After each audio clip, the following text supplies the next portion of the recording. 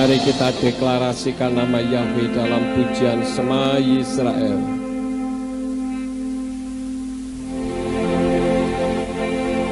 Shema Yisrael,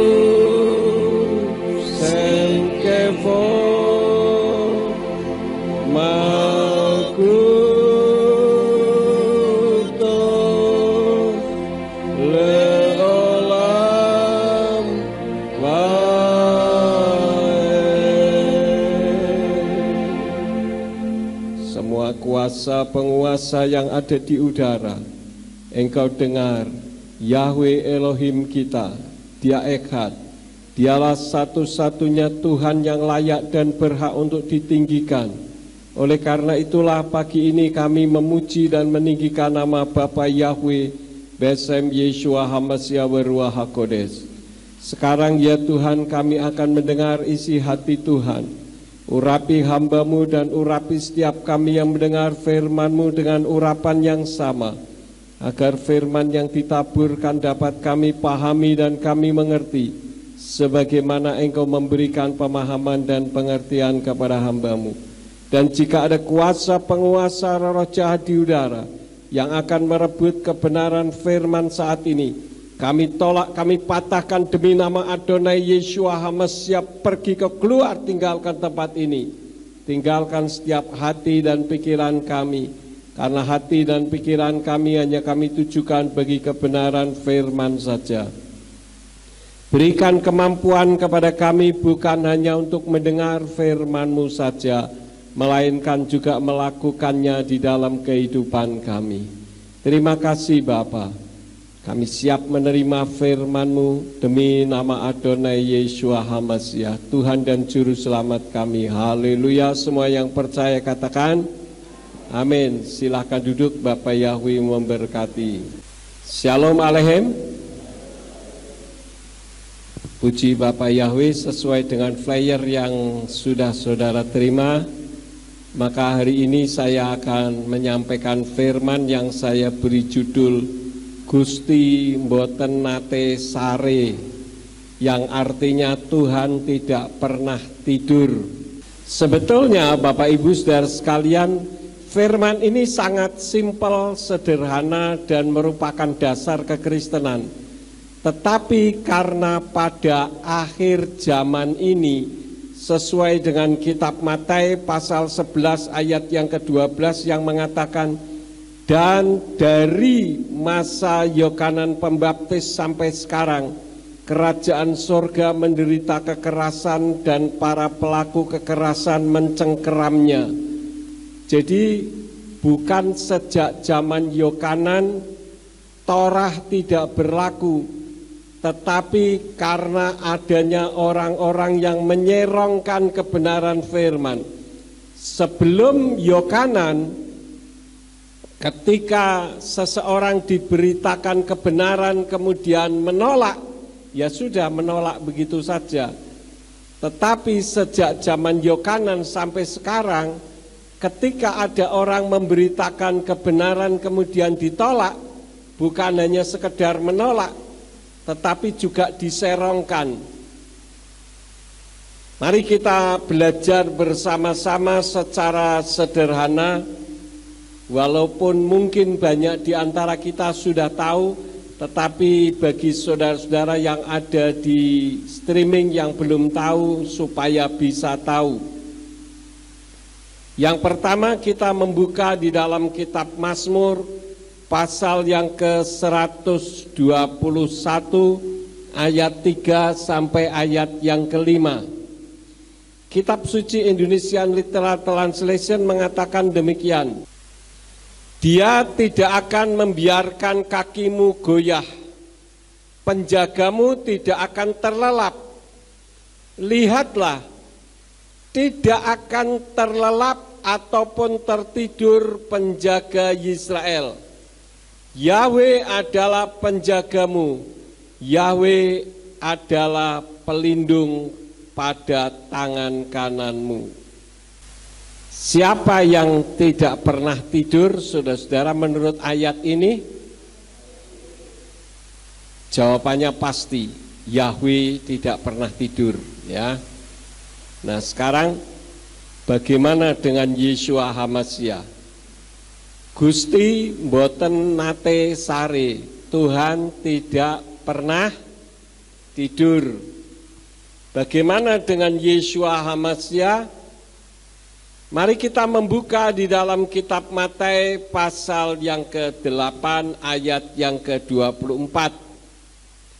Matius 8 ayat yang ke-24 dari Indonesian Literal Translation dikatakan demikian. Dan lihatlah, suatu goncangan yang dahsyat telah terjadi di danau, sehingga perahu itu digulung oleh ombak, tetapi dia tetap tidur. Siapa yang disebut dia di situ? Yeshua tidur. Jadi kalau tadi Yahwe tidak pernah tidur, maka dia disebut Tuhan. Elohim tidak pernah tidur. Gusti mboten nate sare.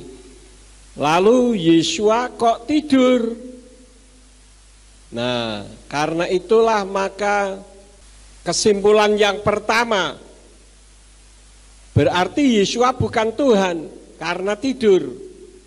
Betul enggak, saudara-saudara? Ya, bingung kan? Tadi kan dikatakan penjaga Israel tidak pernah tidur. Betul enggak? Tetapi Yeshua tidur. Berarti Yeshua bukan Tuhan karena tidur. Betul enggak? Kok enggak, bagaimana? Saya ulang sekali lagi ya. Di dalam Mazmur 121 ayat 3 sampai 5 dikatakan, dia tidak akan membiarkan kakimu goyah, penjagamu tidak akan terlelap. Lihatlah, tidak akan terlelap ataupun tertidur. Tidak akan terlelap ataupun tertidur. Terlelap itu tidur yang nyenyak, mungkin sampai ngimpi segala. Penjaga Israel, Yahwe adalah penjagamu, Yahwe adalah pelindung pada tangan kananmu. Jadi yang tidak pernah tidur siapa? Yahwe. Karena tidak pernah tidur maka disebut Tuhan. Nah, tadi Yeshua tidur di perahu. Berarti Yeshua bukan Tuhan karena tidur. Betul atau tidak? Betul. Yang kedua, Yahwe tidak tidur, Yeshua tidur. Berarti Yeshua HaMashiach bukan Yahwe. Karena Yahwe tidak pernah tidur, Yeshua tidur. Ini yang disebut dengan menyerongkan firman. Bisa saja firman jadi terserong karena orang tidak tahu bagaimana menjawabnya. Makanya kalau dikatakan Yahweh tidak tidur, Yeshua tidur, berarti Yeshua bukan Tuhan karena dia tidur.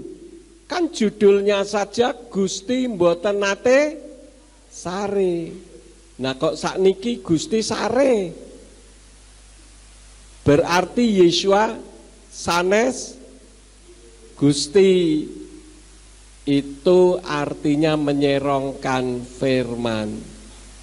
Kenapa? Karena tidak tahu jawabannya. Karena itu saya katakan kesimpulan seperti itu menunjukkan ketidaktahuan bahwa dalam diri Yeshua HaMashiach ada dua manifestasi. Yang pertama yaitu sebagai pribadi yang berwujud seperti manusia untuk contoh kehidupan manusia sempurna. Jadi kalau ada orang mengatakan Yahweh tidak tidur, Yeshua tidur, kemudian kita hanya menjawab Yeshua tetap Tuhan, saudara akan ditertawakan. Kenapa? Karena ayatnya diserongkan. Nah, jawaban kita adalah di dalam diri Yeshua ada dua manifestasi, bukan dua pribadi, tapi dua manifestasi. Yang pertama sebagai pribadi yang berwujud seperti manusia, yaitu untuk contoh kehidupan manusia sempurna. Artinya manusia kalau sempurna ya modelnya kayak Yeshua HaMashiach itu. Bisa dipahami sampai di sini saudara-saudara? Yang kedua, sebagai Elohim yang maha kuasa. Jadi terdapat dua manifestasi. Sekarang saya akan jabarkan. Ini cara-cara saudara menjawabnya. Jangan hanya pokoknya Yeshua Tuhan. Lah tadi Yahweh tidak tidur, Yeshua tidur, berarti Yeshua bukan Yahweh. Betul atau tidak? Ya betul. Kalau pola pikirnya seperti itu. Dan ini sekarang sedang banyak beredar di internet. Dan banyak orang Kristen yang tumbang imannya. Kalaupun tidak tumbang ya oleng. Karena tidak tahu bagaimana menjawabnya. Sekarang kita akan coba untuk menyampaikan manifestasi yang pertama, Yeshua HaMashiach sebagai pribadi yaitu contoh manusia sempurna. Kalau contoh manusia sempurna itu dia hanya sebagai contoh, dia seperti manusia dan dia bukan manusia. Ayatnya di mana? Filipi 2 ayat 7 sampai 8. Masih ingat khotbah saya minggu yang lalu kalau tidak salah ya? Minggu yang lalu saya khotbah enggak? Khotbah, kan saya munculkan ayat ini juga kan? Nah, ini Ibrani 2 ayat yang ke-7 sampai 8. Filipi. Aduh, puji Tuhan saudara mengoreksi. Artinya saudara enggak mengantuk atau saudara tertidur. Nah, saudara tidak tertidur berarti saudara Gusti. Kiim hitnasel et kavodo wayilbas demut aset ketafnit akad ha-adam wakarai aser nimsa ke adam latoar hispil nafso atmawet atmut al-haidz. Ini kalau dibaca artinya melainkan mengosongkan diri dari kemuliaannya dan mengenakan rupa seorang hamba dalam apa? Keserupaan salah satu manusia. keserupaan salah satu manusia. Ayat 8, dan setelah ditemukan sebagai dalam rupa manusia, ia merendahkan dirinya hingga mati, bahkan mati di atas kayu salib. Sekarang ini tidak bisa ketika ada seseorang bertanya lalu kita menjawab pokoknya. Kita tidak sebut nama Allah pokoknya dari dulu. Memang menghadapi orang yang pokoknya itu paling apa? Paling susah. Karena sudah tidak bisa digoyahkan. Bagus sih kalau tidak bisa digoyahkan, kalau benar. Kalau tidak benar itu namanya orang Jawa Tengah katakan kodo. Kanggo gawe benere dewe, hanya untuk benarnya sendiri.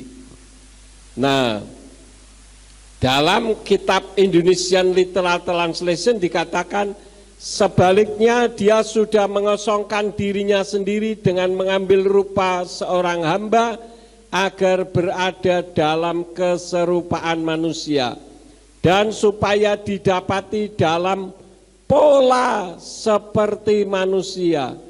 Dia sudah merendahkan dirinya sendiri dengan menjadi taat sampai pada kematian, bahkan kematian di kayu salib.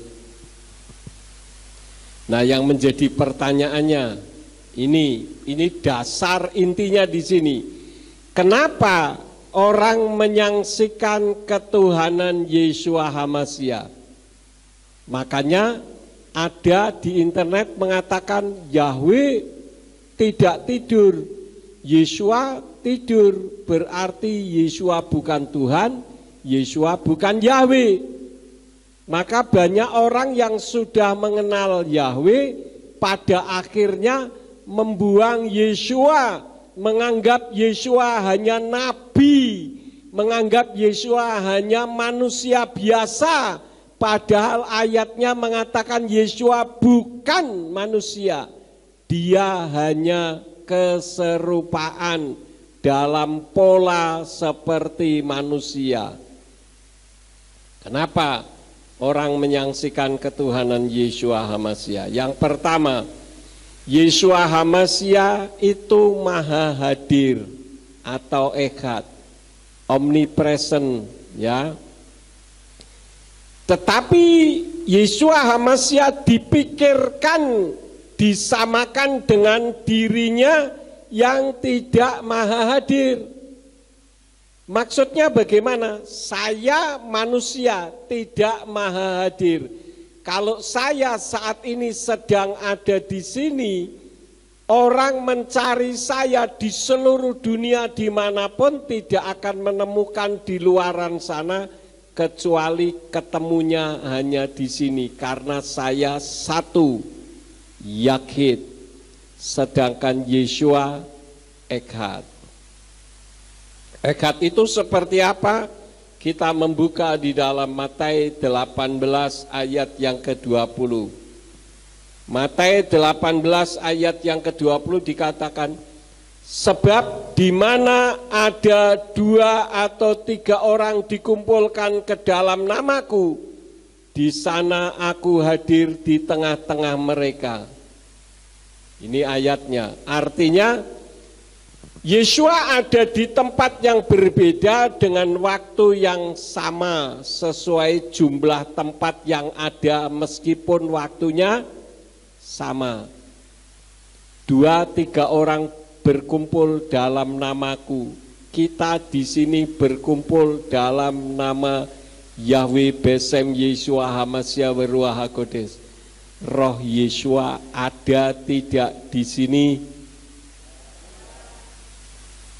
Lalu gereja-gereja pemulihan firman yang ada di berbagai tempat, ada puluhan, melakukan ibadah dan jamnya sama dengan jam kita ibadah. Roh Yeshua ada tidak di sana? Ada berapa Yeshua? Itu baru jawaban yang benar. Itu maksud ayat ini. Yesua mengatakan, 2-3 orang berkumpul dalam namaku, aku ada di tengah-tengah mereka. Ucapan ini tidak pernah terlontar dari orang yang meragukan ketuhanan Yeshua HaMashiach. Kenapa? Karena menyamakan Yeshua dengan dirinya yang tidak maha hadir, ya. Itu yang pertama. Yang kedua, kenapa orang menyaksikan ketuhanan Yeshua HaMashiach? Karena hanya menerima Yeshua HaMashiach, baik ucapan maupun tindakannya yang masuk akal manusia atau bisa diterima akal saja. Sementara apa yang Yeshua lakukan yang tidak bisa masuk akal tidak diterima. Padahal yang benar bukan apa yang Yeshua lakukan itu tidak masuk akal, tetapi melampaui akal manusia. Contohnya apa? Saat Yeshua memberi makan banyak orang. Kita lihat ayatnya di dalam Matius 14 ayat 19 sampai 21. Dari Indonesian Literal Translation dikatakan, dan setelah memerintahkan kerumunan orang itu duduk di atas rumput, dan dengan mengambil 5 roti dan 2 ikan itu, seraya menengadah ke langit, dia memberkati dan sambil memecah-mecahkannya, dia memberikan roti itu kepada para muridnya, dan para murid itu kepada kerumunan orang itu. Dan makanlah mereka semua, dan mereka dikenyangkan, dan mereka mengumpulkan yang berlebih dari potongan-potongan itu 12 keranjang penuh. Dan mereka yang makan kira-kira ada 5.000 orang pria, belum termasuk wanita dan anak-anak. Jadi jumlahnya ditentukan atau tidak? Tidak ditentukan. Yang ditentukan hanya laki-lakinya saja. Sedangkan laki-laki dengan perempuan yang mengiring Yeshua biasanya lebih banyak perempuan.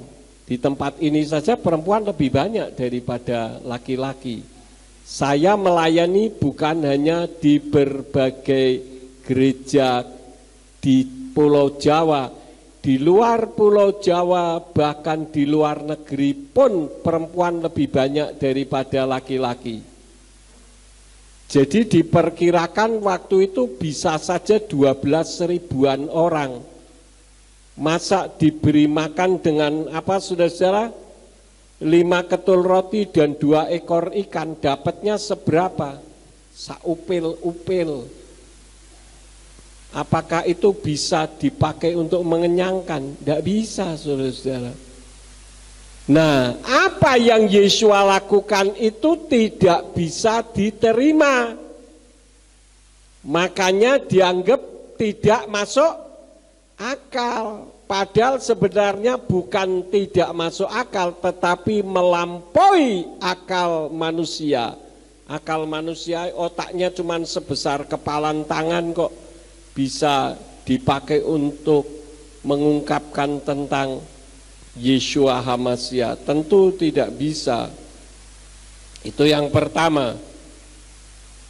Yang kedua, saat Yeshua mengutuk pohon ara di dalam Markus 11 ayat 20 sampai 22. Dan ketika lewat pada pagi hari, mereka melihat pohon ara yang telah dijadikan kering seakar-akarnya, dan ketika teringat, Kepa berkata kepadanya, Rabi, lihatlah, pohon ara yang telah engkau kutuk, ia telah menjadi kering. Dan sambil menanggapi, Yeshua berkata kepada mereka, milikilah iman Elohim. Hanya dengan sepatah kata, pohon langsung kering sampai ke akar-akarnya. Ini artinya Yeshua menguasai kehidupan, baik kehidupan manusia maupun kehidupan pohon. bahkan kehidupan hewan itu pun ada di tangan Yeshua. Ini juga tidak bisa diterima lagi ketika Yeshua menyatakan dirinya tidak berbatas usia, di mana ayatnya di dalam kitab Injil Yohanes 8 ayat yang ke-58, Indonesian Literal Translation katakan, Yeshua berkata kepada mereka, sesungguh-sungguhnya aku berkata kepadamu, sebelum Abraham ada, aku ada. Bayangkan, Abraham belum ada, Yeshua sudah ada. Berapa ribu tahun? Lebih dari 1000 tahun. Nah, kalau orang hidup lebih dari 1000 tahun, kira-kira seperti apa zaman-zaman itu? Karena pada saat itu usia manusia paling tinggi sudah hanya 120 tahun saja. Mungkin sudah kering dagingnya dan tulangnya seperti mumi.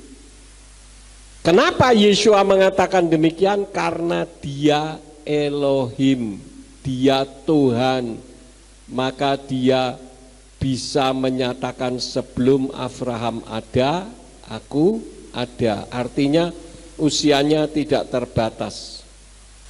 Yang kedua, dari dua manifestasi tadi adalah Yeshua sebagai Elohim yang Maha Kuasa.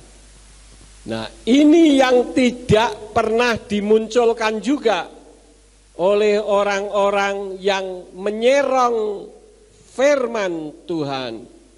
Yang pertama, ketika Yeshua membangkitkan orang mati, artinya Yeshua berkuasa atas maut, termasuk kehidupan saudara dan saya, semua ada di tangan Yeshua.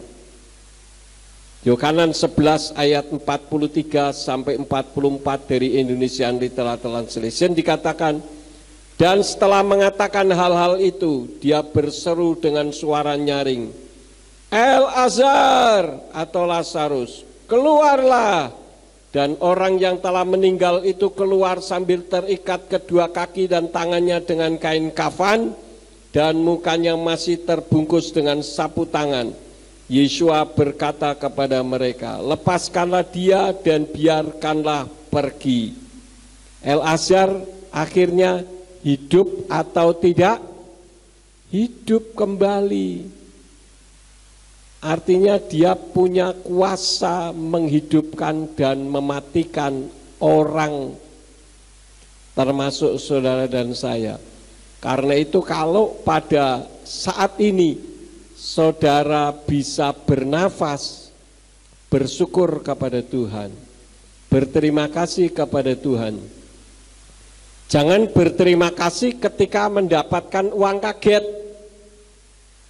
mendapatkan uang berlebih baru kita berterima kasih, bersyukur. Tetapi ketika kita mengalami permasalahan dan kita masih diberi kesempatan untuk bernafas, bisa berjalan, bahkan bisa duduk di dalam gereja kita tidak pernah bersyukur. Satu hal yang paling dibenci oleh Tuhan adalah kalau kita bersungut-sungut, ngomel, ya, tidak tahu berterima kasih. Itu Tuhan sangat membenci, saudara-saudara. Ada orang yang bangga kalau bisa ngomel, padahal di hadapan Tuhan itu justru menjijikkan. Kemudian hal selanjutnya, membebaskan kutuk Elohim. Karena orang yang berpenyakit kusta itu karena dikutuk Elohim. Ayatnya di dalam Bilangan 12 ayat yang ke-10. Dan awan itu pergi dari atas kemah dan tampaklah Miriam terkena kusta seperti salju, dan Aharon berpaling ke arah Miriam dan tampaklah dia terkena kusta. Orang yang terkena kusta itu adalah orang yang dikutuk oleh Elohim. Pertanyaannya, siapa yang bisa membebaskan kutuk Elohim? Elohim itu sendiri. Misalkan ada orang dihukum 25 tahun. Siapa yang bisa membebaskan orang dari hukuman? Presiden. Dia bisa mengeluarkan gerasi, pengampunan, hukuman, sehingga meskipun dihukum 25 tahun sudah diketuk palu, sudah inkrah, tetapi bisa dibatalkan. Orang yang terkena kutuk Elohim, hanya Elohim yang bisa membebaskannya. Di dalam kitab Matius pasal 8 ayat 2-3 dikatakan, dan tampaklah seorang kusta yang datang menyembah kepadanya sambil berkata, Tuhan, jika engkau mau, engkau dapat menahirkan aku. Manusia memanggil Yesus apa? Tuhan. Oh, berarti dia bukan Tuhan. Lihat khotbah saya minggu lalu. Saya belum upload, nanti sepulang dari ini saya upload yang versi YouTube punya saya. Dan dengan mengulurkan tangan Yesus menjamah dia seraya berkata, aku mau, biarlah engkau ditahirkan. Dan seketika itu juga ditahirkanlah kustanya. Jadi Yeshua membebaskan kutuk Elohim karena dia Elohim. Ini juga tidak pernah dibahas oleh orang-orang yang menolak Yeshua. Itulah yang disebut dengan menyerongkan kebenaran. Tidak bisa menerima. Yang bisa menerima adalah ketika Yeshua tidur. Katanya Tuhan kok tidur, masa Tuhan tidur? Lalu yang nggak bisa jawab mikir, benar juga ya, Tuhan kok tidur, berarti dia bukan Tuhan. Wes, mulai sekarang saya menolak Yeshua sebagai Tuhan. Jangan saudara anggap enteng, ini banyak sekali saudara-saudara. Makanya orang yang sudah menerima Yahweh pada akhirnya menolak Yeshua dengan mengatakan, saya menerima hikmat Elohim, bahwa Yeshua bukan Elohim tetapi hanya nabi, hanya pemimpin agama. Itu sama dengan Yudaisme, sama dengan seksi Yehova, karena menolak Yeshua sebagai Elohim. Kemudian hal selanjutnya, ketika Yeshua menguasai alam semesta, ini juga tidak pernah dimunculkan. Kolose 1 ayat 16-17. Sebab oleh dia segala sesuatu telah diciptakan. Dia siapa? Yeshua. Yang ada di dalam surga dan yang ada di atas bumi. Yang kelihatan dan yang tidak kelihatan. Baik tahta-tahta atau para pemegang kekuasaan, atau penguasa-penguasa atau otoritas-otoritas. Segala sesuatu telah diciptakan melalui dia dan bagi dia. Dan dia sendiri ada sebelum segala sesuatu. Dan segala sesuatu telah terkandung di dalam dia. Ini sebagai bukti kalau Yeshua itu Elohim. Jangan diserongkan.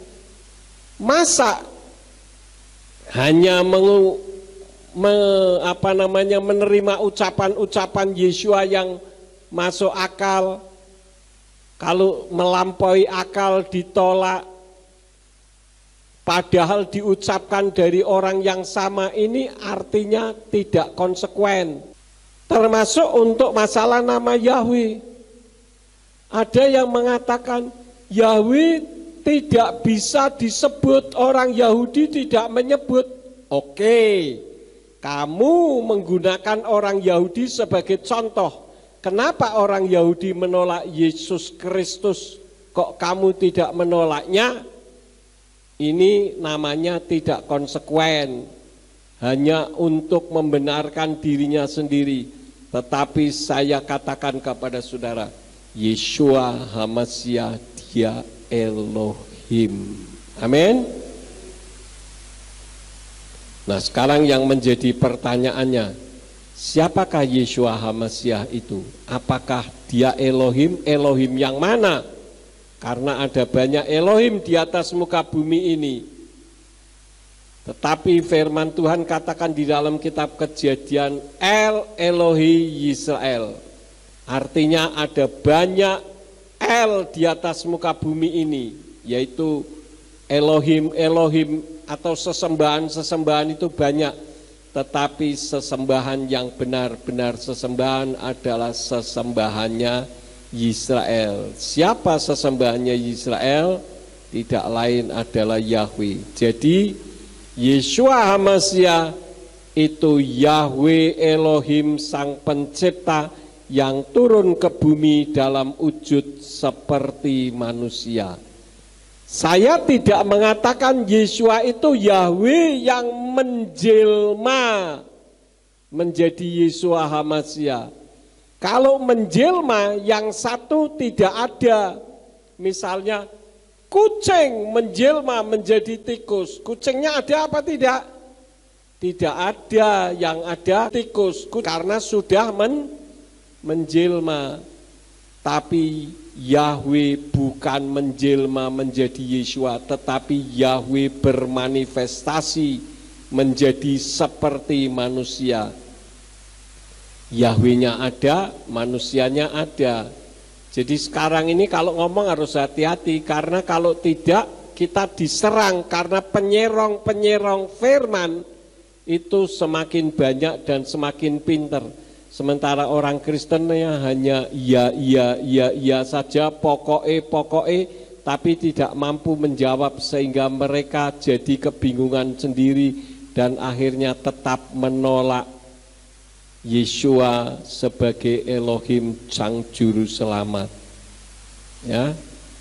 Jadi Yeshua itu adalah Yahweh. Saya munculkan beberapa ayatnya untuk saudara-saudara yang ada di luar sana supaya bisa paham. Yang pertama, di dalam Yohanan 10 ayat yang ke-30 yang berbunyi Ani Wahaf Echad, aku yaitu Yeshua dan Bapa yaitu Yahweh itu satu adanya. Bukan hanya ya, sekali lagi bukan hanya satu visi dan satu misi, melainkan satu pribadi. Karena itu Yeshua katakan di dalam Yohanan 8 ayat yang ke-24, laken amarti lakem ki tamutu fakato taikem ki imlo ta'aminu fi ki anihu tamutu fakato taikem. Oleh karena itu aku, yaitu Yeshua berkata kepadamu bahwa kamu akan mati dalam dosa-dosamu, sebab jika kamu tidak percaya bahwa akulah Dia, yaitu Yahweh, maka kamu akan mati dalam dosa-dosamu. Beda dengan orang bule. Orang bule tidak menyebut Yahweh, dia menyebutnya Lord. Tetapi ketika ditanya, kamu tahu enggak siapa yang kamu maksud Lord? Mereka akan menjawab, saya tahu bahwa yang disebut Lord adalah Yahweh. Tetapi kalau orang Indonesia, siapa yang disebut dengan Tuhan huruf besar semua? Seharusnya jawabannya apa? Seharusnya Yahweh. Tapi jawabnya Allah Bapa. Mana ada itu? Ya. Banyak orang tidak memahami hal ini seperti orang Yahudi katakan di dalam ayat yang ke-27. Wahemlo hevinu zotki al-ha'af diber alehem. Mereka tidak mengerti bahwa Dia, yaitu Yeshua, membicarakan Bapa, yaitu Yahweh kepada mereka. Karena itu perlu saudara ketahui bahwa Yeshua mati bukan karena dia dianggap melanggar sabat. Yeshua tidak melanggar sabat, tapi dianggap melanggar sabat, bukan itu.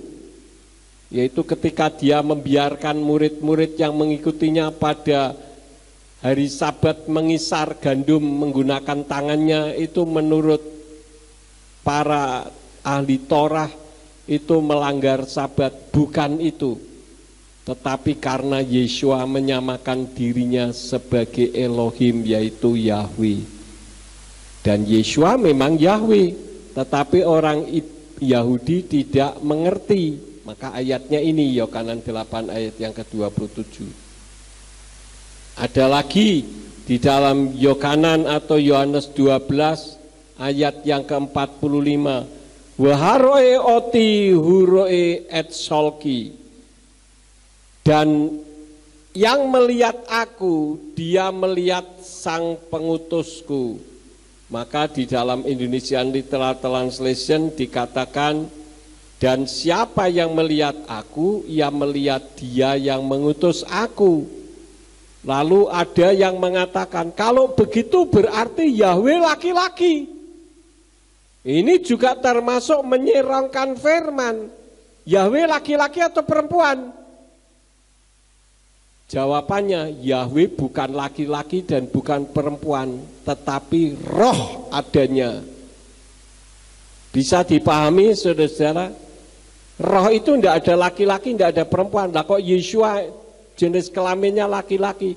Karena yang punya otoritas di atas muka bumi dalam keluarga adalah laki-laki. Ini menurut adat kebiasaan orang Ibrani. Jadi harus belajar untuk menghormati firman, yaitu menghormati otoritas di dalam keluarga. Kemudian ada lagi, membenci Yahweh sama dengan membenci Yeshua. Hasne oti husnegam et avi. Siapa yang membenci aku, ia juga membenci Bapakku. Dan kalimat ini adalah kalimat sinergi. Artinya siapa yang membenci Yahweh, ia juga membenci aku. Kalau ada orang mengatakan, wes ora Yahweh-Yahwehan, sudah tidak perlu Yahweh-Yahwehan, yang penting Yesus. Good. Itu menurut kamu. Menurut firman tidak begitu. Membenci Yahweh sama dengan membenci Yeshua. Sampai di sini dipahami saudara-saudara? Jadi kalau ada orang mengatakan sudah dari dulu Allah Bapa, ya enggak apa-apa. Tapi konsekuensinya siap masuk ke surganya Allah. Karena surganya Allah beda dengan surganya Yahweh.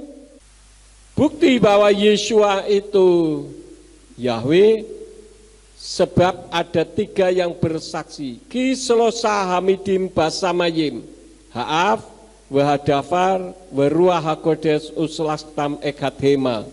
Ada 3 yang bersaksi di Samayim, Bapa, yaitu Yahweh, firman atau dafar, yaitu Yeshua, dan Ruach HaKodes atau Roh Kudus, yaitu Immanuel, dan ketiganya ini adalah satu. Jadi orang Kristen Tuhannya ada berapa? Jadi kalau ada orang mengatakan, kenapa kamu menyembah 3 Tuhan? Jawabannya apa? Kata siapa? Nah itu baru betul Pak Slamet ya.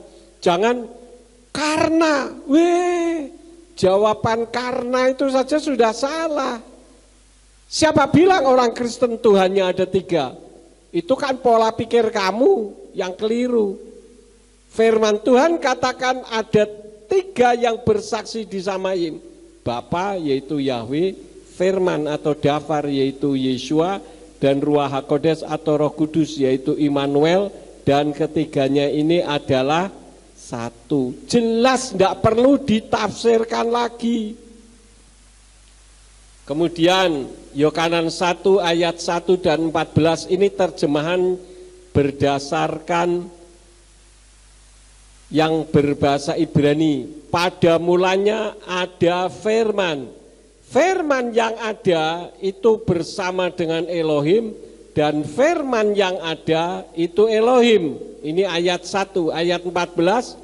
Dan firman yang ada itu sudah menjadi daging dan berdiam di antara kita, dan kita sudah melihat kemuliaannya, yaitu kemuliaan sebagai yang tunggal dari Bapa, penuh anugerah dan kebenaran. Jadi ketika Yahweh turun ke bumi bukan berarti Yahweh-nya kosong, surganya kosong. Ada orang mengatakan lah Yahweh katanya pemilik surga turun ke bumi lah surganya kosong dong Pak. Ini karena dipikir sesuai dengan Tuhannya yang hanya berduduk di atas tahtanya, ketika dia pindah tempat tahtanya kosong. Ngerti saudara-saudara? Tuhan kita bukan begitu.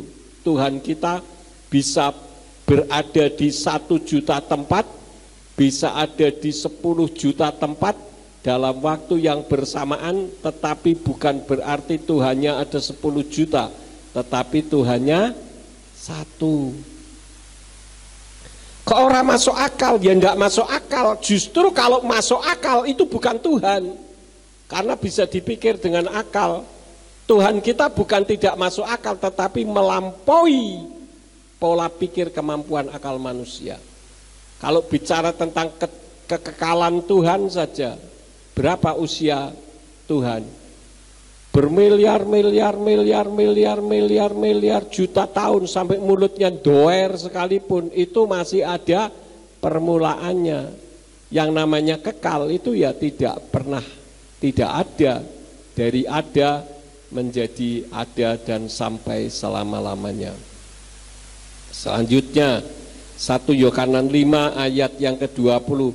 Dan kita mengetahui bahwa Putra Elohim sedang datang, dan dia telah mengaruniakan kepada kita akal budi supaya kita dapat mengenal yang benar di dalam putranya Yeshua HaMashiach. Dia adalah Elohim yang benar dan hidup yang kekal. Jadi jangan dibuang ayat-ayat seperti ini, itu yang disebut dengan menyerongkan firman. Nah sekarang lebih jauh pertanyaannya kembali ke masalah tadi, kenapa Yeshua tidur? Dalam kapasitasnya sebagai seperti manusia. Jangan mengatakan dalam kapasitasnya sebagai manusia, karena kalau sebagai manusia berarti Yeshua itu manusia. Yeshua bukan manusia. Manusia tidak bisa menyelamatkan manusia, karena semua telah kekurangan kemuliaan Elohim. Dan manusia tidak bisa jadi Tuhan. Kalau Tuhan jadi seperti manusia itu bisa. Ya, jadi kenapa Yeshua tidur? Dalam kapasitasnya sebagai seperti manusia. Maka Yeshua juga makan. Karena Yeshua seperti manusia. Manusia makan apa tidak? Makan. Saudara sudah makan tadi pagi? Waduh, belum makan toh. Ya, nanti setelah selesai makan ya. Yohanes 21 ayat 5. Lalu Yeshua berkata kepada mereka, hai anak-anak, tidakkah kamu mempunyai lauk satupun? Mereka menjawab kepadanya, tidak. Jadi Yeshua pun makan. Maka dia menanyakan, ada yang punya lauk pauk enggak? Karena Yeshua seperti manusia. Bukan hanya makan, tetapi Yeshua juga bisa sedih. Lukas 19 ayat 41. Dan ketika dia mendekat sambil memandang kota itu, dia menangis atasnya. Dia menangisi kota Yerusalem. Dia sedih karena kota itu akan dihancurkan nantinya. Yeshua tahu terlebih dahulu. Maka dia sedih dan menangisi kota Yerusalem. Yeshua sedih karena dia seperti manusia. Saudara bisa sedih? Pernah sedih? Sering, jangan sering ah. Yeshua ketakutan. Lukas 22 ayat 44. Dan ketika berada dalam penderitaan yang mendalam, dia semakin bersungguh-sungguh berdoa, dan peluhnya menjadi seperti titik-titik darah yang jatuh ke tanah. Ini dia ketakutan sekaligus stres. Ya. Kemudian selanjutnya Yeshua juga kesakitan. Di dalam Matius 27 ayat 46 dikatakan, dan kira-kira jam ke-9 Yeshua berteriak dengan suara yang nyaring sambil berkata, Eli, Eli, lama sabachthani, yang artinya Elohimku, Elohimku, mengapa engkau meninggalkan aku. Jadi Yeshua bisa mengalami itu semua karena Yeshua seperti manusia. Ini kalau diserongkan akan mengatakan, katanya Tuhan kok makan. Nanti kalau lapar dapatnya makanan di mana? Katanya Tuhan kok sedih. Katanya Tuhan kok ketakutan. Tuhan macam apa? Ya ini cara orang menyerongkan firman. Dan banyak orang Kristen yang rontok imannya karena dia tidak mampu memberikan jawaban. Katanya Tuhan kok sakit. Tuhan ya tidak sakit. Iya juga, benar juga. Tuhan ya tidak takut. Iya juga, benar juga. Jadi jawabannya cuma iya juga, benar juga. Akhirnya resign, keluar dari kekristenan. Ini berbahaya pada akhir zaman sekarang. Di internet sangat banyak. Jadi jangan dianggap enteng dan mengatakan, lah firmannya gampang saja. Ya gampang bagi kita yang sudah mengerti, cuman untuk memberi jawaban bisa atau tidak, itu yang jadi masalahnya. Gereja kita mengajarkan banyak pengajaran-pengajaran dan itu dianggap berat loh saudara-saudara. Pernah kan beberapa waktu yang lalu kita kedatangan tamu dari Jakarta atau Surabaya itu, di jalan ngomong ketika sudah mendengarkan khotbah saya, wih khotbahnya kayak kuliah, berat. Padahal kita sudah terbiasa seperti ini, betul? Tapi mereka menganggap ini sesuatu yang sulit kayak sekolah. Ya karena apa? Orang selama ini mendengarnya khotbahnya, saudara mau diberkati, amin. Double porsi, triple porsi, quartet porsi, amin, amin. Hanya aman, amin saja, tidak ngerti firman. Makanya saya katakan sejak saya mengenal Bapak Yahweh, saya bisa mengambil kesimpulan kekristenan di Indonesia kebanyakan nol. Imannya saja yang luar biasa, tetapi otaknya kosong, ditanya tidak ngerti apa-apa. Makanya banyak yang tergusur imannya. Karena itu kesimpulannya apa? Meskipun Yeshua dilecehkan, dianggap hanya sebagai manusia saja, tetap dia Tuhan yang maha kuasa. Amin. Pertanyaan berikut, kalau Yeshua menggunakan kemahakuasaannya sebagai Elohim, apa yang akan terjadi? Dia tetap disalib?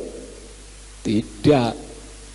Tetapi perhatikan, semua yang akan menyalibkannya musnah.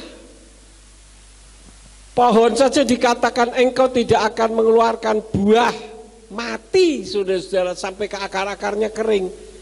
Apalagi Yeshua ketika mau ditangkap dia bilang, kamu jadi codot semua.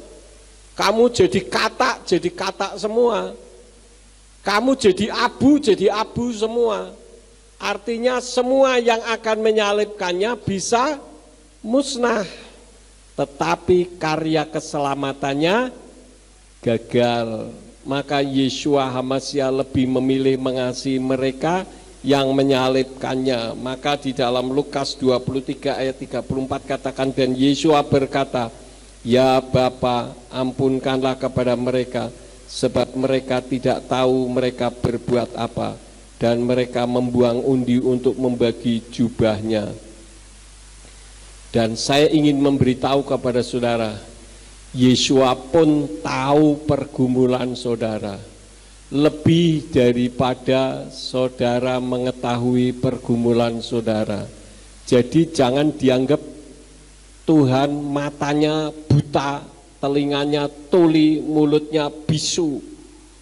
Kitalah yang tidak memahami, yang berpikir demikian, sehingga kita mempertanyakan, Tuhan, kenapa hal ini terjadi atasku? Kitab suci katakan, sehelai rambut tidak akan copot dari kepala kita apabila tidak seizin Tuhan. Jadi kalau semuanya terjadi itu karena seizin Tuhan. Yang jadi masalahnya ketika sesuatu yang tidak mengenakkan terjadi dalam hidup kita, bisakah kita tetap mengucap syukur kepada Tuhan? Ini yang jadi masalahnya. Saya tidak akan memperpanjang firman, biarlah firman ini akan menjadi berkat di dalam setiap kehidupan kita.